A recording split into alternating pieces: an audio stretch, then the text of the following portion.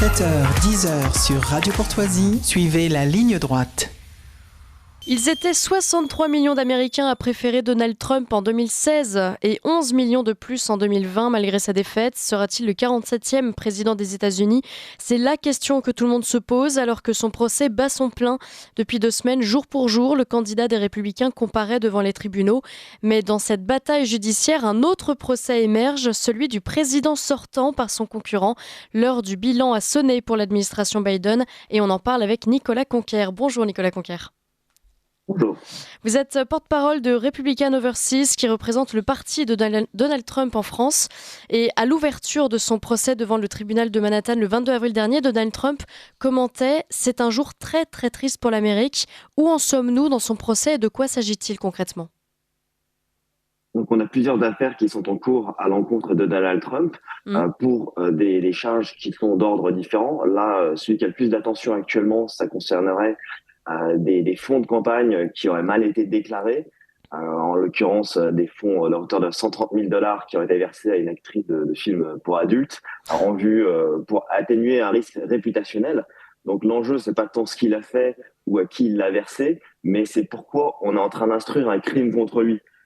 C'est-à-dire qu'il y a vraiment prescription, c'est des faits qui remontent à avant 2000. Le paiement a été fait en 2016, ça remonte à 2007. On a une récurrence avec cette personne, Stormy Daniels, si vous voulez, pour historique de la navigation, qui a vraiment cherché à se faire mousser, à chercher à avoir de la popularité, qui a fait des livres sur cette histoire et qui cherche un peu de notoriété.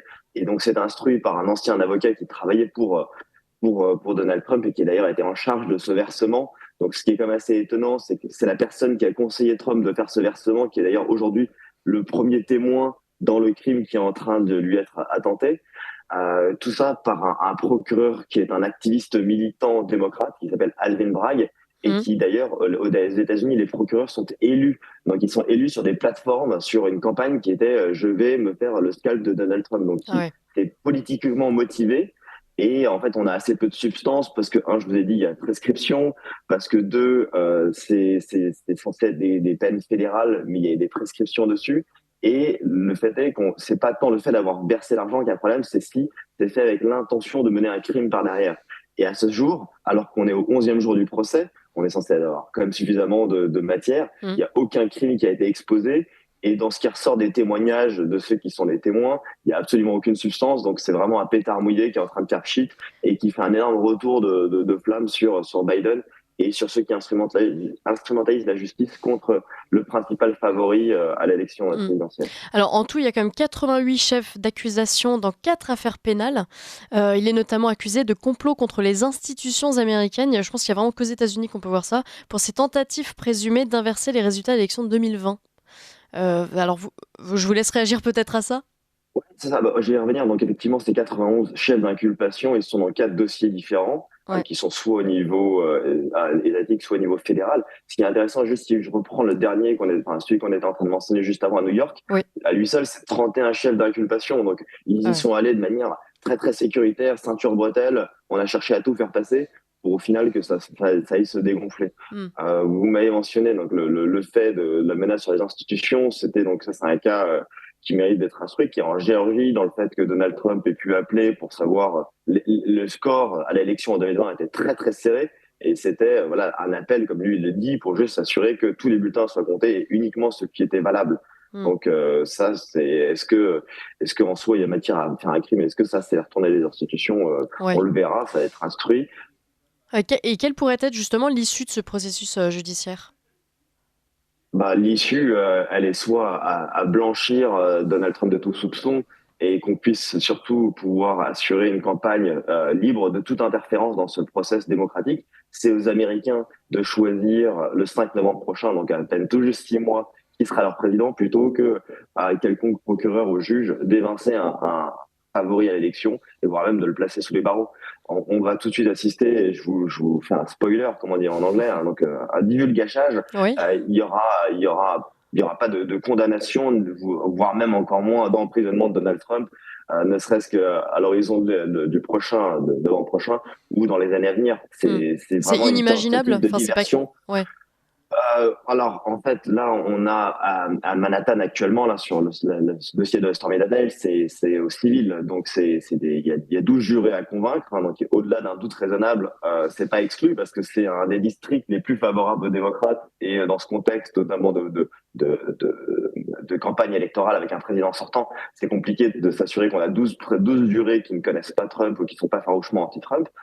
Maintenant, voilà, il y aura des recours. Derrière, c'est forcément il y a ces sans précédents en fait qu'un président et un ancien président soit devant les tribunaux et que ça ira forcément jusqu'au niveau de la Cour suprême. Donc, ça sera quand même des procédures longues. On n'est pas Dieu soit dans une justice expéditive. Et certaines de ces cours-là seront moins politiquement motivées et auront à cœur de faire respecter la Constitution. Donc, on peut s'attendre à ce que, de toute manière, ça soit débouté en appel, voire même à la Cour suprême. Alors, dans l'hypothèse où Donald Trump serait condamné, quel serait l'impact de cette condamnation ? Alors, on le dit, effectivement, à l'heure actuelle, le fait qu'il y ait plusieurs procès qui lui soient intentés, voire même on voit cet acharnement, ça fait vraiment de lui une victime qui a pu lui faire part d'un soutien d'une certaine partie de la population. Quand on voit certains des crimes, la teneur des dossiers, les gens se disent, mais ça va vraiment, c'est vraiment uniquement parce qu'il s'appelle Trump que là, il est en temps de procès. Et on voit qu'il y a tout à fait un deux poids, deux mesures par rapport à certaines des peines. Là, notamment, il y a un autre dossier sur des archives confidentielles qu'il avait dans sa maison de Palm Beach, Mar-a-Lago en Floride, quand il y a eu un raid. Tous les politiciens de Washington ont des archives confidentielles chez eux. Et on a vu Joe Biden, il en avait dans son garage à côté de sa Corvette. Donc, il y a vraiment un deux poids, deux mesures, à supposer que seul Trump, en tant qu'ancien président, avait le droit de déclasser ses dossiers. Donc, on voit que c'est en train de vraiment faire de lui quasiment une victime. Et d'ailleurs, il l'utilise à dessein. Il utilise ses apparitions dans les médias, là, en ce moment, à New York, où il est tenu d'être dans les tribunaux à des fins de médias, pour communiquer un peu sur cette situation-là, et ça renforce sa notoriété. Il devient de plus en plus favori depuis qu'il a d'ailleurs été sous la menace des procès, et ça ne fait que le renforcer.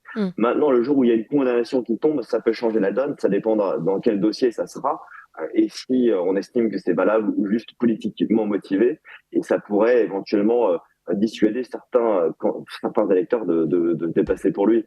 Je pense qu'on va surtout assister à un revirement de ces différents dossiers, de ces différentes charges. Il ne faut pas oublier qu'en plus des procès qui lui ont intentés, on a des juristes des cours suprêmes locales, notamment au Colorado et dans le Maine, donc 2 États aux États-Unis, qui ont juste de manière complètement unilatérale décidé que Trump pourrait pas être sur le bulletin de vote. C'est-à-dire que tout simplement, on va l'évincer, même s'il n'a pas été condamné par des faits, on va juste l'empêcher de se présenter pour des faits dont il n'a pas été ni condamné ni accusé. Donc on voit bien qu'il y a vraiment des dérives et le bafouement des institutions qui fait tort, qui vise à priver les Américains de savoir pour qui ils vont vouloir voter en novembre prochain. Alors, il y a le procès donc de Donald Trump, il y a aussi l'état, il y a d'abord le bilan de Biden, avant de parler de son état de santé, mais quand même, est-ce que l'état de santé, l'état mental, j'allais dire même de Joe Biden pourrait jouer en faveur de Trump, d'abord, sachant que Donald Trump est donné, je crois, favori pour l'instant, mais à quelques points, hein. Il n'y a pas un énorme écart, me semble-t-il. Alors oui, justement, pour rebondir là-dessus, on est dans le cadre de la marge d'erreur. Là, actuellement, Donald Trump est donné à un peu moins de 2 points au national, au-dessus de Joe Biden.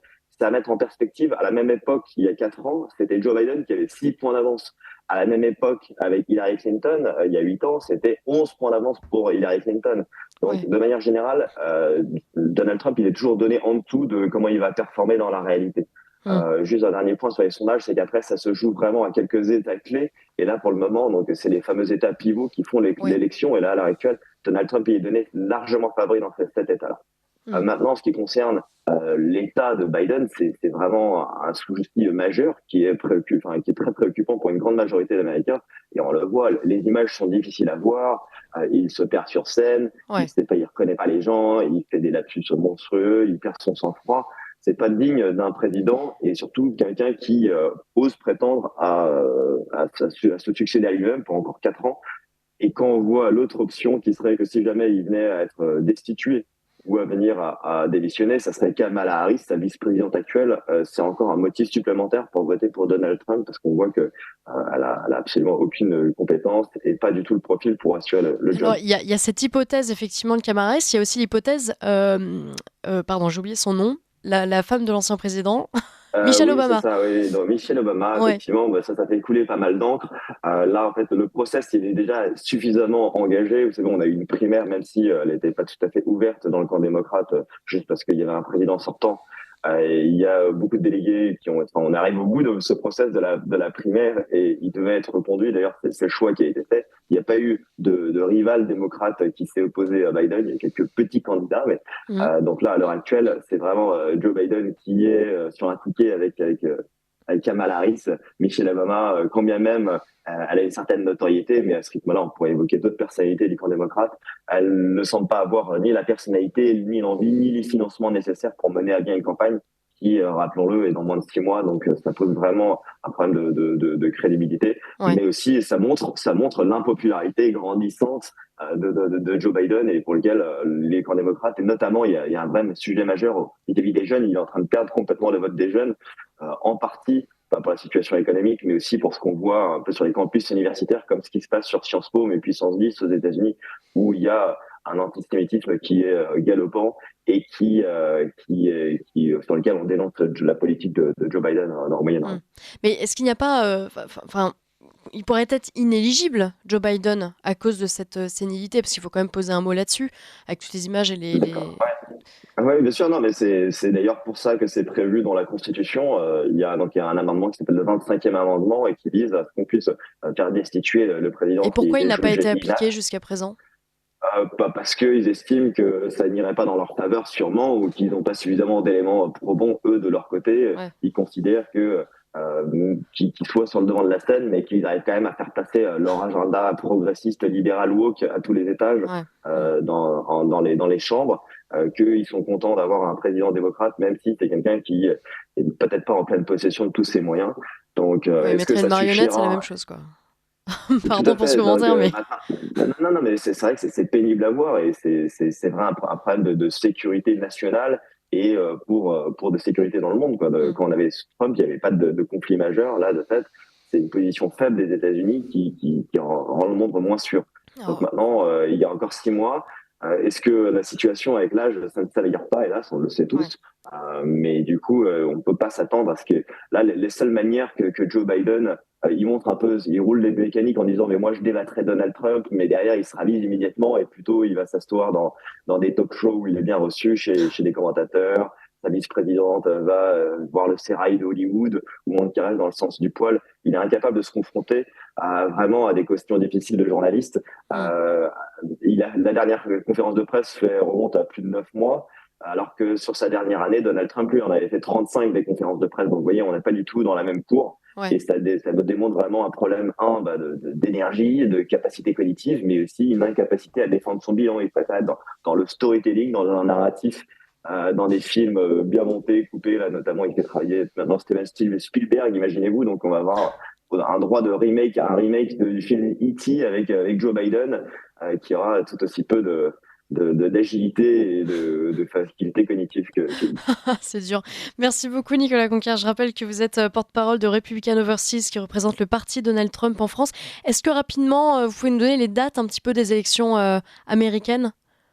Oui, bah donc là, à l'horizon de l'été, donc courant juillet, mi-juillet, donc il y a les primaires dans les deux camps. Donc c'est le moment où on investit de manière officielle le candidat Hmm. et c'est la vraie course. Donc là, désormais, il n'y a plus d'autres candidats au sein de chacun des partis. Ouais. Et c'est à noter, je le mentionne juste, que au-delà des candidats démocrates et républicains, il y a un candidat indépendant qui est Bobby Kennedy Jr. et il y a deux autres candidats qui d'ailleurs pourraient venir un peu chambouler un peu l'élection. Plus il y a de candidats, plus ça va faire de la dispersion du Ouais. vote et plus ça favorise Donald Trump. Maintenant, la date ultime vers laquelle on va regarder, c'est le 5 novembre prochain. Hmm. C'est le jour où l'ensemble des gens se vont se déplacer dans les urnes, sachant qu'il y a des gens qui votent par correspondance et par anticipation, que c'est légal. Et donc, là où partout c'est légal, il va falloir se mobiliser pour aller chercher chacun des votes. Donc, 5 novembre. Et ensuite, c'est autour du 20 janvier pour l'investiture officielle du prochain président. Donc, affaire à suivre. Mais on est hyper enthousiaste de mettre un républicain à la Maison-Blanche et aussi de conserver la majorité et de l'agrandir dans les chambres des représentants et au Sénat. Eh ben, on va suivre ça. Merci beaucoup, Nicolas Conquer. À très bientôt.